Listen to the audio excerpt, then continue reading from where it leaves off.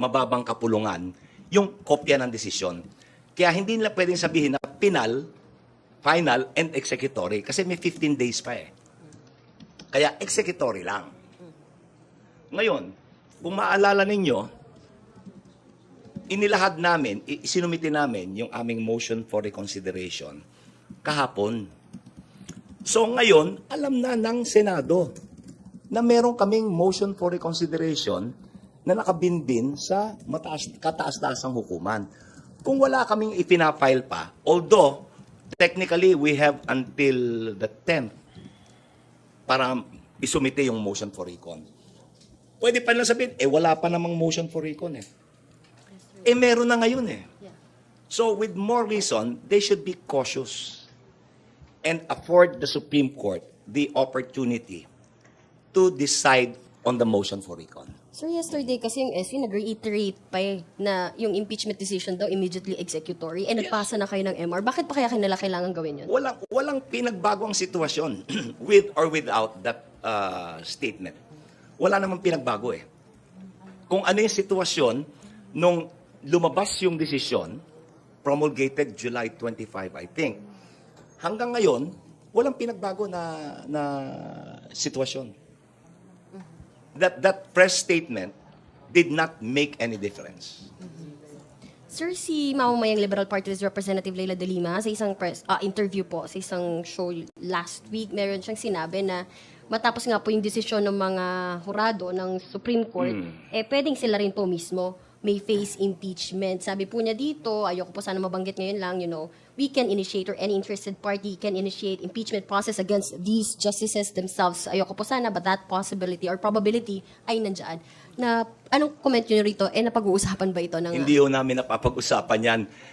Siguro mas mainam na ang tanongin ninyo si Congresswoman de Lima. Siya lang ho makakasagot niyan. Ayoko hong manghula. Ayokong tumugon sa isang hypothetical question. Gusto kong tumugon kung ano yung actual na sitwasyon. Kayo, sir, sa House Prosecution Team, napag-uusapan niyo po ba? Hindi ho. Thank you, sir.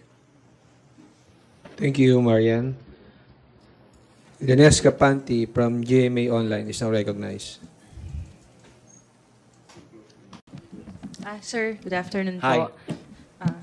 Sir, yung question ko about kay Attorney Francisco, siya yung petitioner dun sa Francisco V. House case. Yes. Nag-issue kasi siya ng statement backing the Supreme Court decision. And he said, the House acted in bad faith dun sa unang 3 impeachment complaints kasi the House took a while before deciding na i-archive na lang ito. How do you respond dun sa kanyang phrase na it was an act of bad faith? Thank you.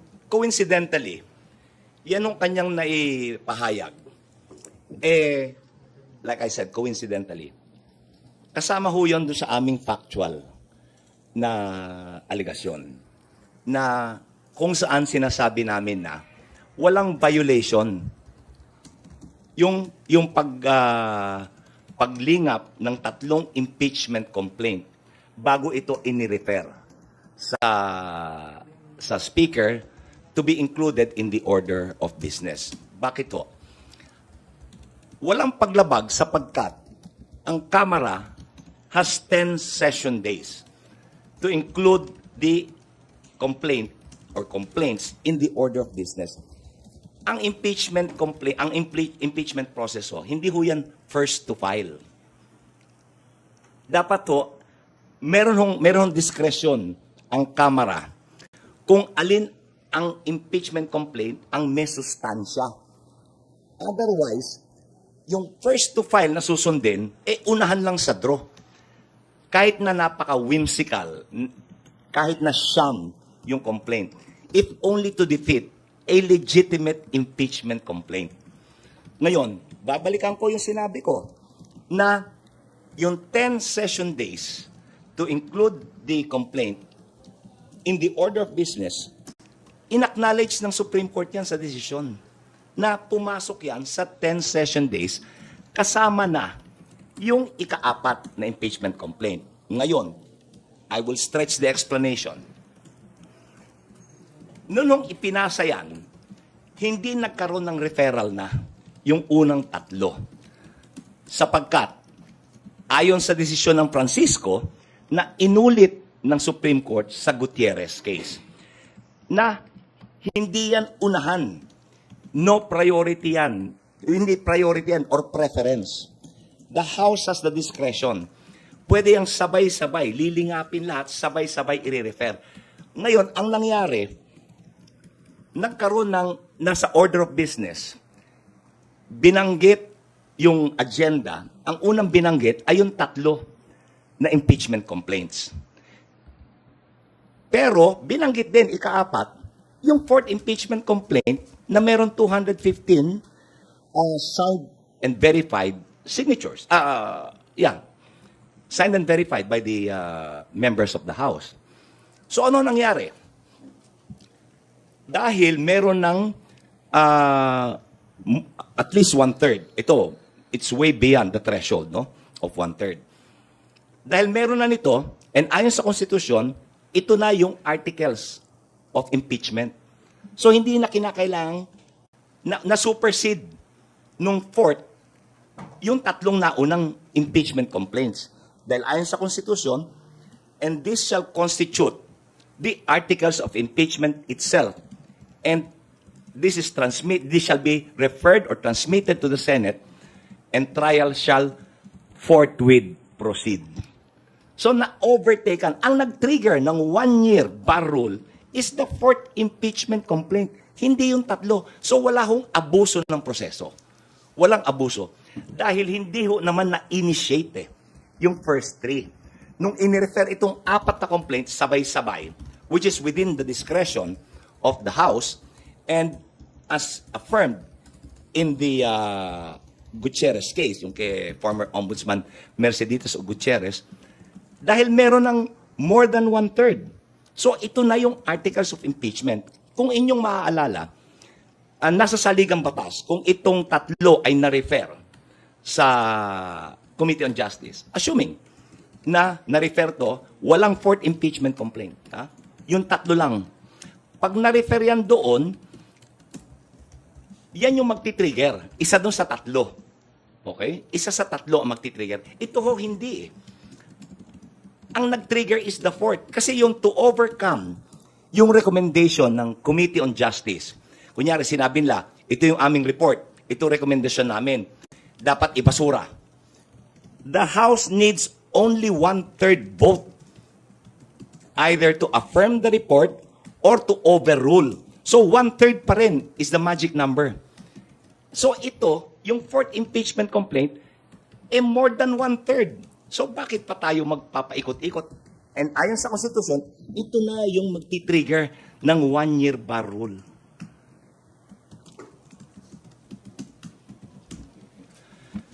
Thank you po, sir. Yan lang po on my end. Thank you. Thank you, Leonesca. Earl Tobias from IBC 13 is next. Good afternoon po, Attorney Odi. Sir, here po. Oh, sorry. Hi. Attorney, balik lang ako doon sa desisyon ng Korte Suprema na it being not final and executory. Ibig sabihin po, kung ano man ang maging desisyon ng Senado ngayong hapon, hindi rin yun final dahil nga meron pang nakapending na motion for reconsideration. Correct. It cannot be final. Why? What if the Supreme Court agrees with us and grants the relief of the motion for reconsideration? So, hindi pa rin final. Dahil sinabi nila sabi ng Supreme Court, binasura ng Supreme Court ang impeachment complaint.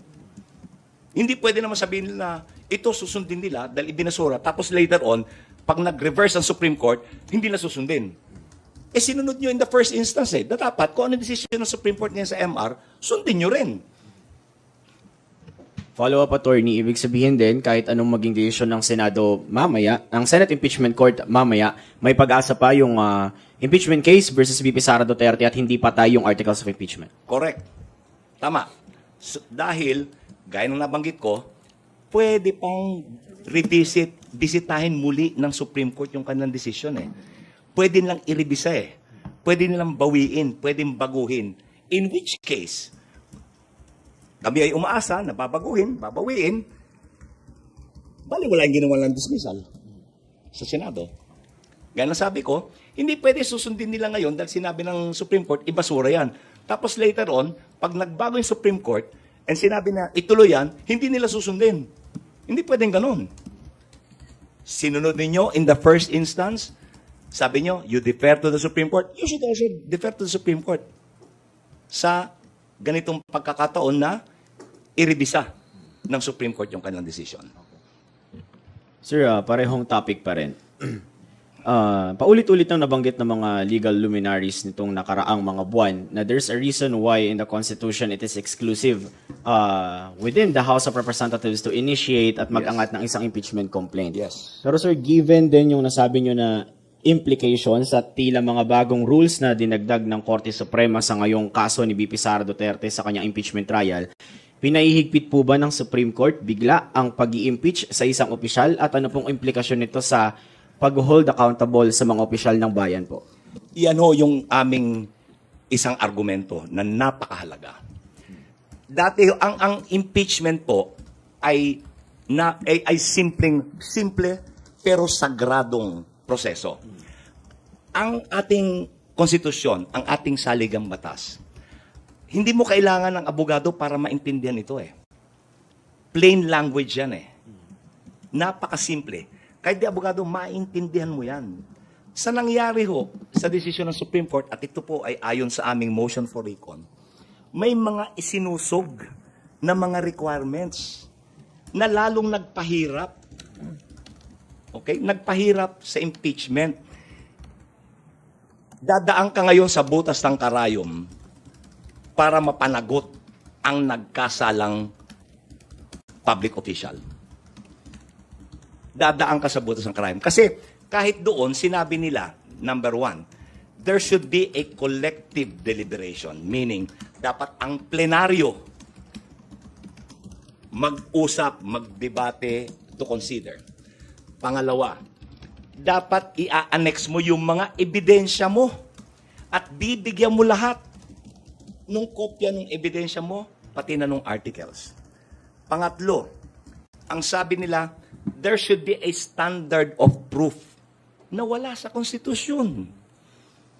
More importantly, or equally important, I must say, ang sabi ng Supreme Court sa desisyon na we argued against, na may kaukulang paggalang, yung reasonable time, hindi sinabi ng Supreme Court kung ano yung reasonable time. Ang sinabi lang sa desisyon, we can review yung reasonable time once you have done it. So, humirap po talaga. I'm sad to say. Yung accountability po, nawala ng ngipin. Kung ito po, susundin natin, o susundin, ang naging desisyon ng Supreme Court. Nasa MR ho yan. Attorney, katanggap-tanggap po ba ngayon na mahirap mag-impeach ng isang public official? Hindi po. Kasi ho, public office is a public trust. Number one yan, na prinsipyo. Hindi pribilehyo na umupo ka dyan. Kaya nga, they are servants of the people. It's a public trust. Kayo ang nangangalaga ng interes ng sambayanan. Pinagkatiwala sa inyo ang kapakanan ng buong bansa. Pag ito ay trinaydor mo, dapat managot ka. Yan yung purpose ng impeachment. To protect the body politic. Hindi, not to protect the impeachable officer. It is to protect the body politic, ang sambayanan. Meron doktrina.